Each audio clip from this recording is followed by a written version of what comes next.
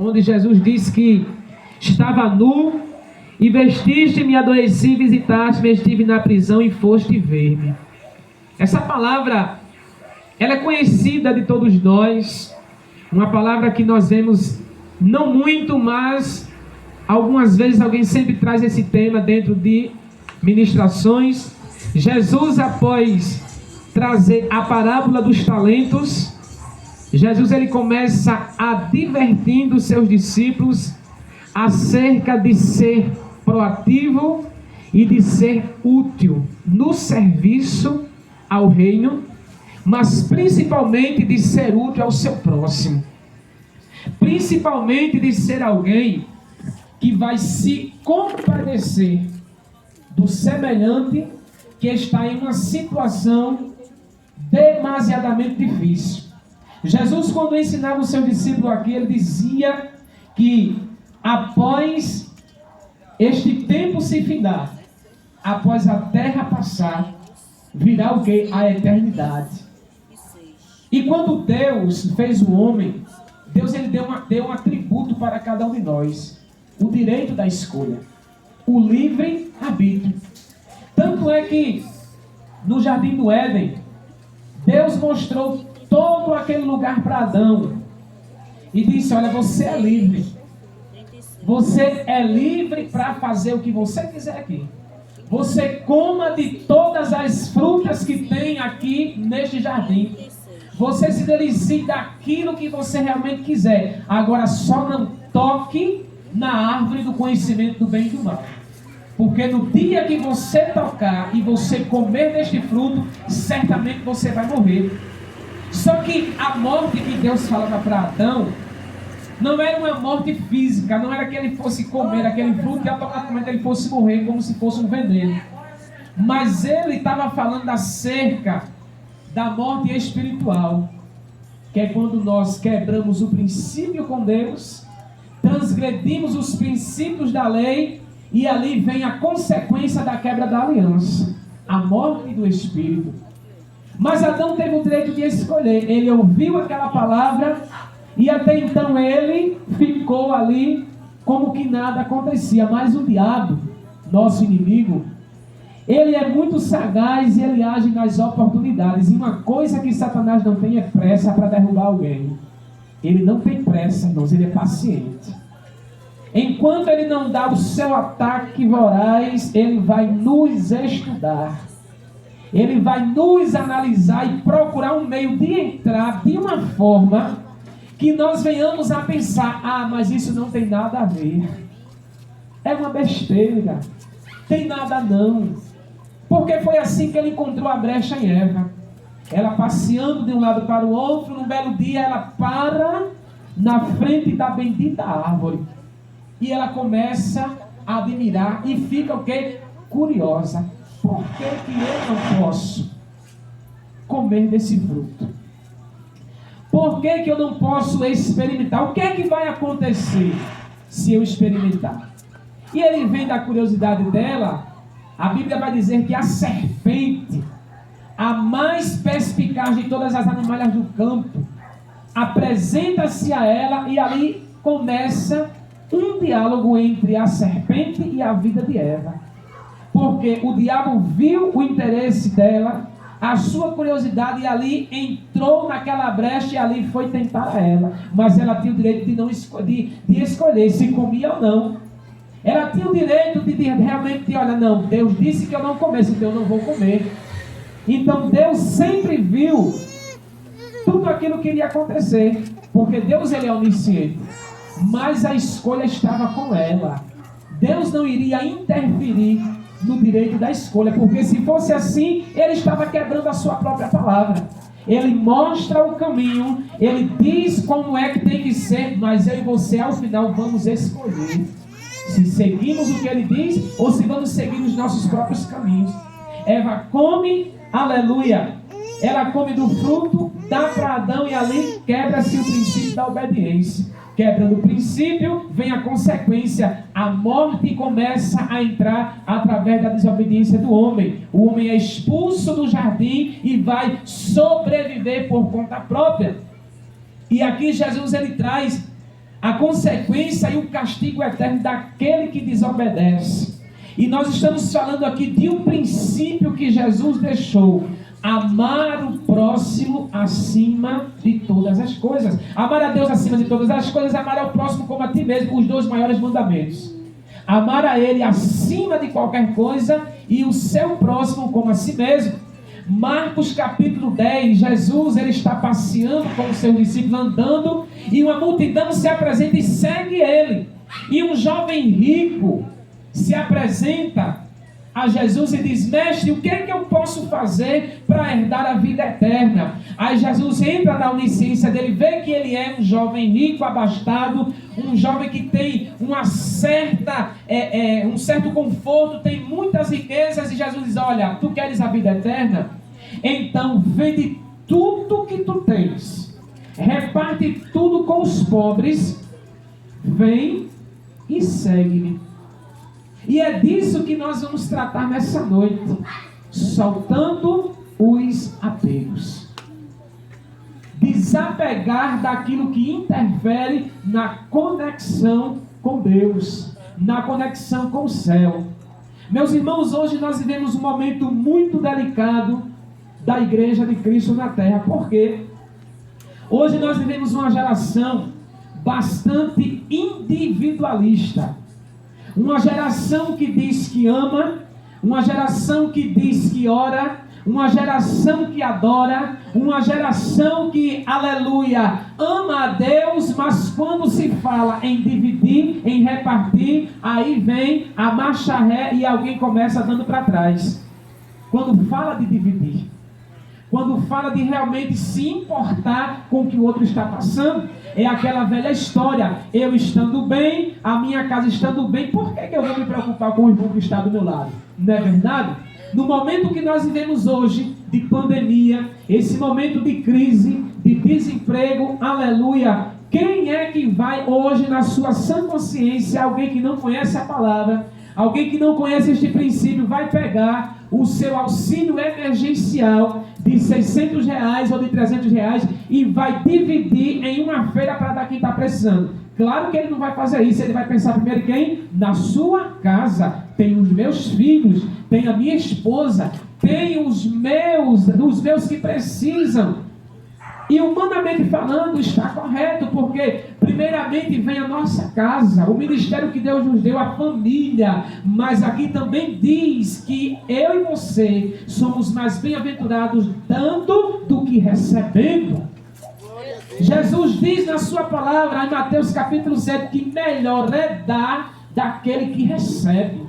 Então, todas as vezes que eu dou, que eu oferto, todas as vezes que eu me importo, eu estou fazendo bem mais daquilo que realmente eu estou precisando, de realmente daquilo que eu recebo. Em Lucas capítulo 22, e o versículo 24 em diante, Jesus sentado à mesa com seus discípulos, Jesus começa a interpelá-los numa parábola. Olha, quem é maior no reino dos céus?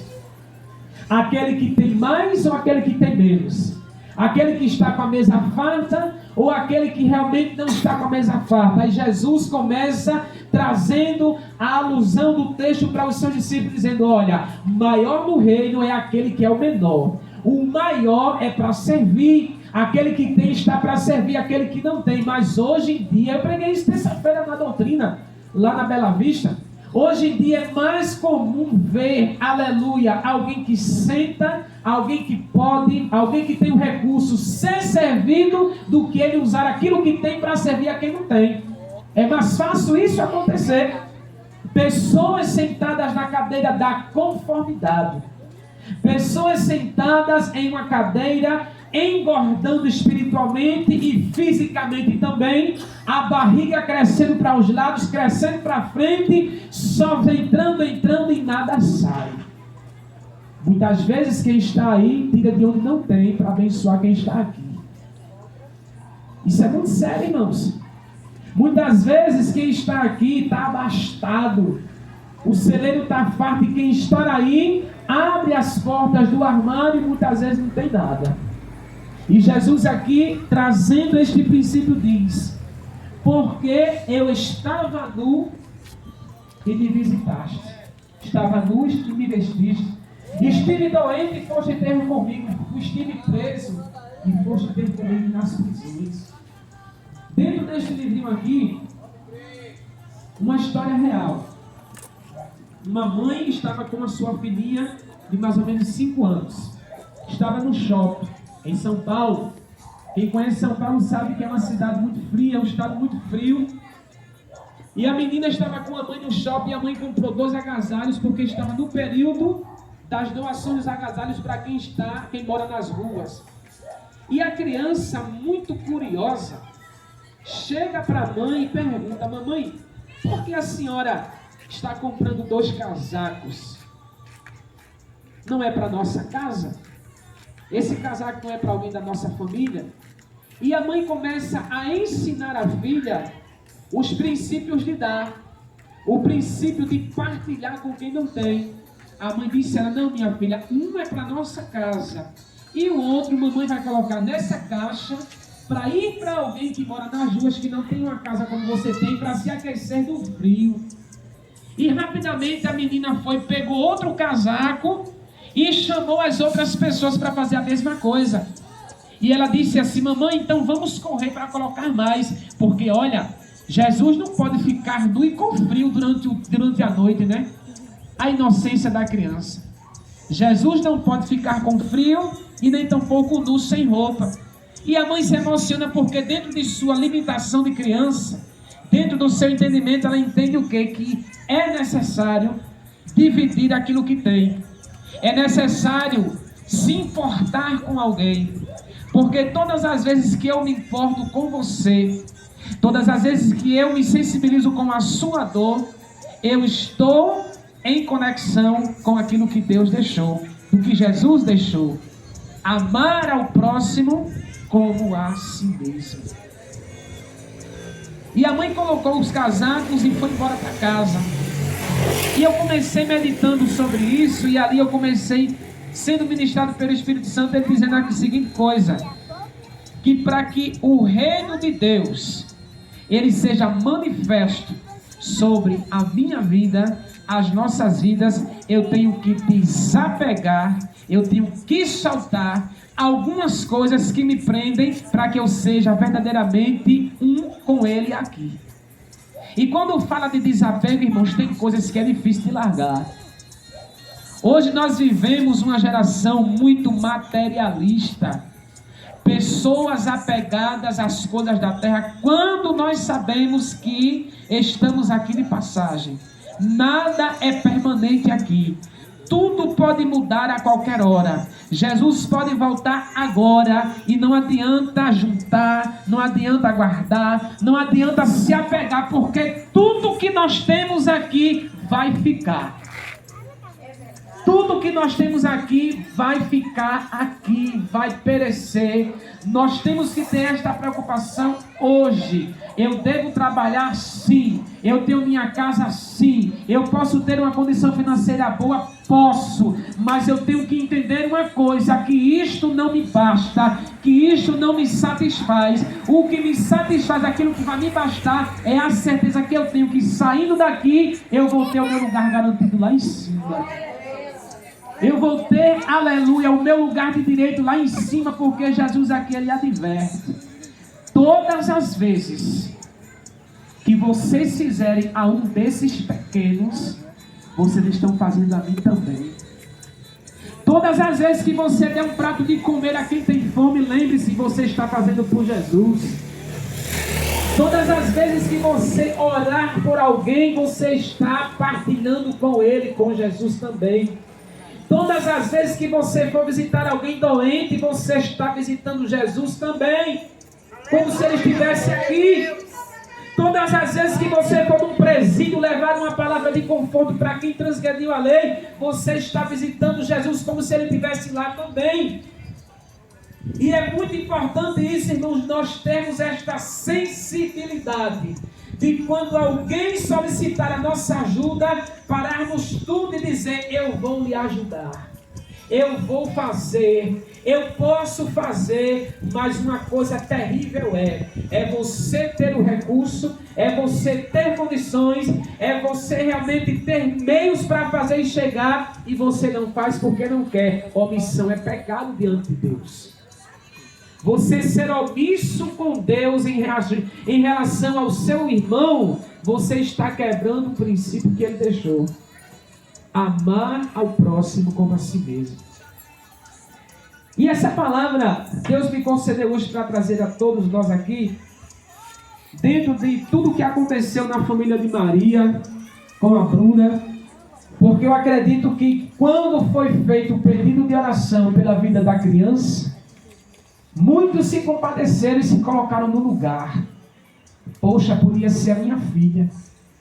Poxa, poderia ser meu neto, minha neta. Você que é mãe aqui nessa noite, temos aqui mães com crianças recém-nascidas também. Está aqui um menininho, outra menininha no colo da mãe. Aí olhando para a Pérola, olhando para a Bruna, olhando, nossa, a Bruna pediu oração pela filha. Aí a mãe olha para a filha, não poderia ser a minha, eu vou orar por ela. Nossa, poderia ser o meu filho, eu vou lá visitar na casa, vou lá na casa dela, levar uma palavra de conforto, levar uma palavra amiga, dizer, olha, vai acontecer milagre, porque o Deus que nós servimos é um Deus de milagre. Deus tudo pode, e o médico pode dizer, olha, ela não tem chance de sobreviver, mas a certeza que nós temos é o que ele disse a Maria em Lucas 1,37, para ele nada é impossível em todas as suas obras. Nada é impossível quando Deus realmente ele quer fazer acontecer conosco. É o recurso da terra dizendo, olha, não tem como, não tem jeito, não pode, mas ele lá em cima já com o plano todo traçado e dizendo, olha, para você realmente é fim de carreira. Para você chegou o limite, mas eu sou limitado naquilo que eu quero fazer. Eu sou limitado para fazer infinitamente mais do que pede e daquilo que deseja. Davi um dia disse no Salmo 37, verso 4, deleita-te, pois, no Senhor, e Ele satisfará o desejo do teu coração. No verso 5 ele complementa dizendo, entrega, pois, os teus caminhos ao Senhor, confia nele e o mais Ele fará. E muitas vezes a gente aplica essa palavra para quem não realmente não serve ainda, para quem ainda não está dentro da arca. Mas dentro do contexto deste culto, serve para nós. No momento da dor, da adversidade, no momento que alguém diz, olha, vai te preparando para chorar, vai te preparando para prantear, é Deus chegando dizendo, olha, descansa, confia, porque o trabalho é meu. Descansa, confia, porque eu sei como é que eu vou fazer. E aqui Deus está dizendo a mesma coisa nessa noite. Confie, descanse, porque eu sei como é que vou fazer. Eu sei como é que eu vou operar dentro desse negócio. Aleluia! E todas as vezes que eu me importar com a sua dor, todas as vezes que eu lhe visitar no momento da adversidade, eu estou fazendo semelhante como se fosse para Ele, para Jesus. Chegará um momento que cada um aqui se apresentará diante dele. Haverá um tribunal na terra. Você que me escuta, atente para isso. Em Apocalipse capítulo 1, ele diz, João tendo a visão da ilha de Patmos, o Senhor diz para ele, que naquele grande dia, grandes e pequenos, ricos e pobres, irão comparecer diante do seu tribunal. Todo joelho se dobrará e toda língua confessará que somente Ele, Jesus Cristo, é o Senhor. Haverá um julgamento, aleluia, e todos nós seremos levados diante dEle e vamos apresentar as nossas mãos e o que teremos para mostrar a Ele. O que nós vamos ter para mostrar a Ele do que nós fizemos aqui? Você já parou para pensar nisso? Daquele momento que você vai encontrar-se com aquele que é o alfa e o ômega, o princípio, mas também o fim de todas as coisas. Diante de Deus, irmãos, há um dossiê completo da minha vida e da sua. O dossiê da nossa história, do momento da concepção até a data de hoje. Há uma história, minha e sua, escrita. Tudo aquilo que nós fazemos, tudo aquilo que nós falamos, aquilo que nós pensamos, está tudo registrado. Um dia Ele vai nos chamar e dizer: me dê suas mãos para eu ver. Se eu estou cheio de obras, como diz aqui, Ele vai afirmar dizendo o que Ele diz aqui: estive com fome e você me alimentou. Eu estive com sede e você me deu um copo d'água. Eu estive nu e você me deu uma roupa para eu me cobrir. Ah, eu estive preso, você foi lá ter comigo. Você foi me visitar, você me levou uma palavra. Mas aquele que pode não faz. Aquele que vê você chorando e não se importa porque não é alguém da família dele, não é ele que está passando, então é irrelevante para alguém. Aí Jesus vai dizer: eu estive doente e você não foi ter comigo. Eu estava com fome, ele pediu um prato de comida e você disse que não tinha quando o seu fogão estava com as panelas cheias. Eu estive no cárcere e você não foi me visitar.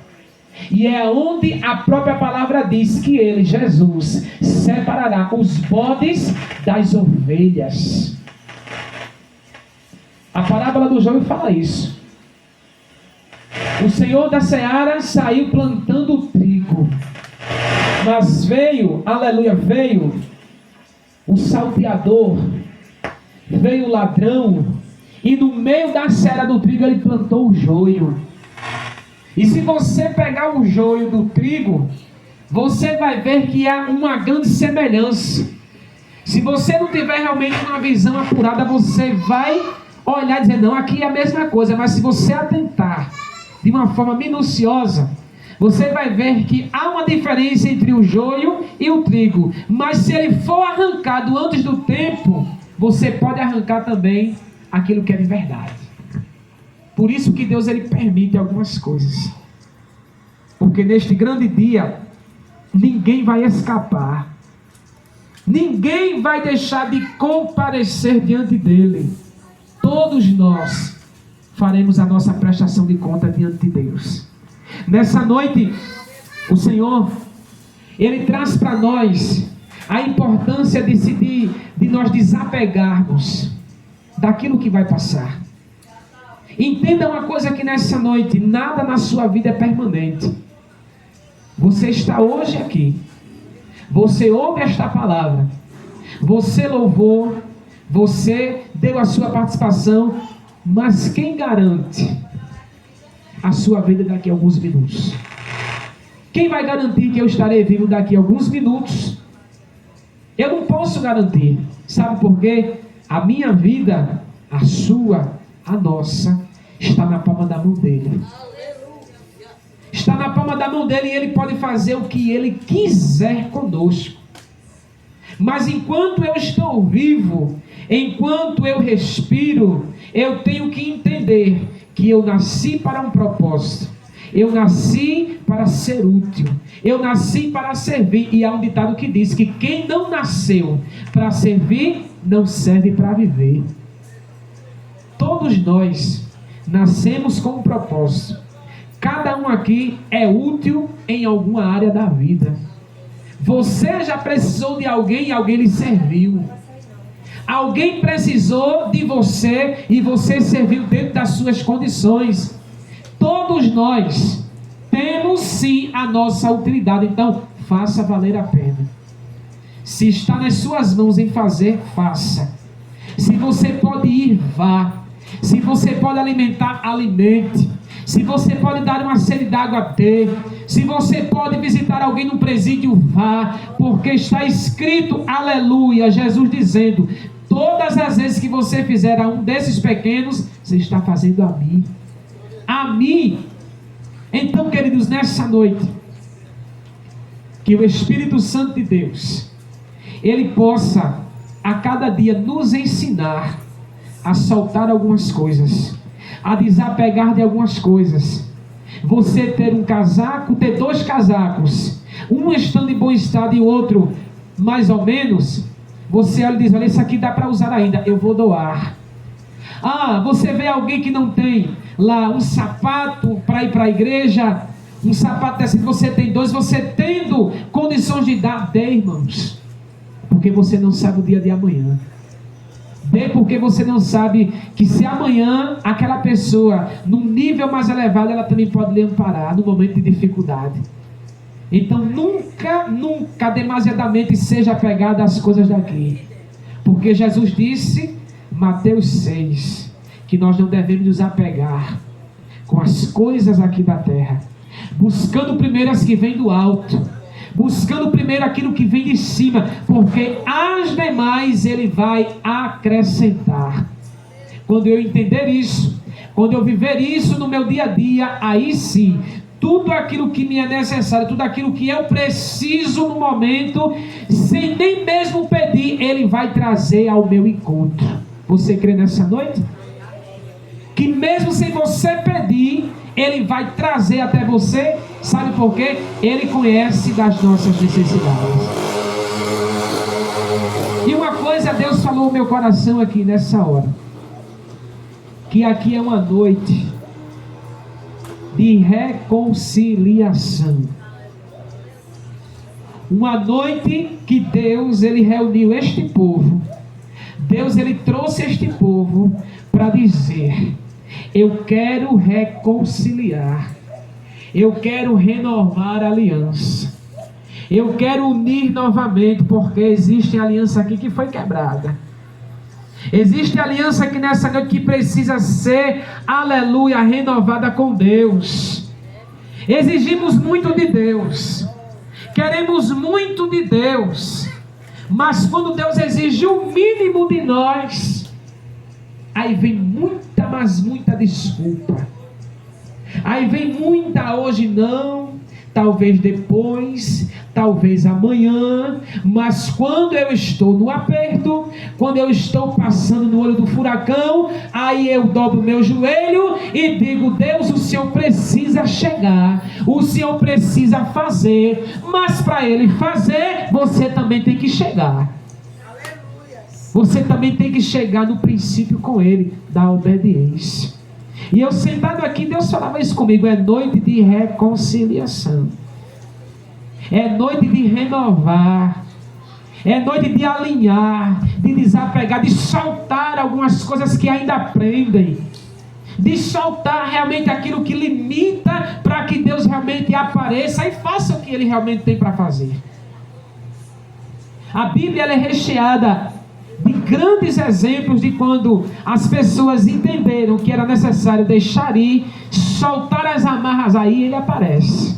Aí Ele realmente chegou para fazer acontecer. E eu pergunto aqui nessa noite: nós temos alguém aqui que é afastado, alguém que por um momento, por um motivo, saiu da igreja, alguém que se entristeceu por uma palavra e está fora, mas você ainda ouve, você ainda tem o temor de ouvir, porque aqueles que quando quebra a aliança não quer nem ouvir falar mais, acha que Jesus é culpado da falha do semelhante. Jesus não é culpado.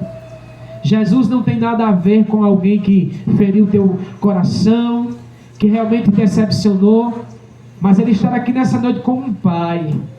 Cadê você para renovar, para alinhar, para juntar com Ele novamente? Temos alguém aqui nessa noite? Se não tem, eu não vou insistir. A palavra foi ministrada para vermos promessa cumprida. Temos que seguir este princípio, não só esse, mas muitos. Principalmente o princípio da obediência com Ele.